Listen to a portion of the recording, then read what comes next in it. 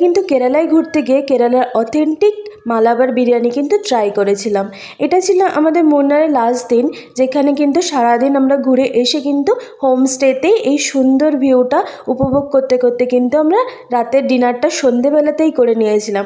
কারণ কি, দুপুরবেলা আমরা হালকা ফুলকা স্ন্যাক্স খেয়েছিলাম, তার জন্য আমাদের দুজনে প্রচণ্ড পরিমাণ খিদে লেগেছিল।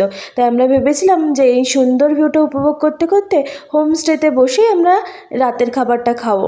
আর দেখো, আমি মালাবার বিরিয়ানি এসেছিলাম, প্রথমে দেখে মনে হচ্ছিল কি শুকনো ভাত, কিন্তু প্লেটটা উল্টে দিতেই দেখলাম কি নিচে গ্রেভি রয়েছে। এখানকার বিরিয়ানিগুলো না একটু অন্যরকম হয়, যে এই চিকেন গ্রেভিটা ওরা আলাদা করে বানিয়ে দিয়ে দেয়, তারপরে ওপরে রাইস দেয়, কিন্তু খেতে কিন্তু অসম্ভব ভালো ছিল।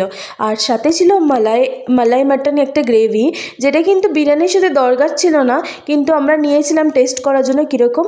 আর দেখো, 2টো পিস দিয়েছিল, রাইসের কোয়ান্টিটিও খুব ভালো ছিল, আর এত টেস্টি ছিল। কারা কারা মুন্নারে গিয়ে এই বিরিয়ানি টেস্ট করেছে অবশ্যই জানিও।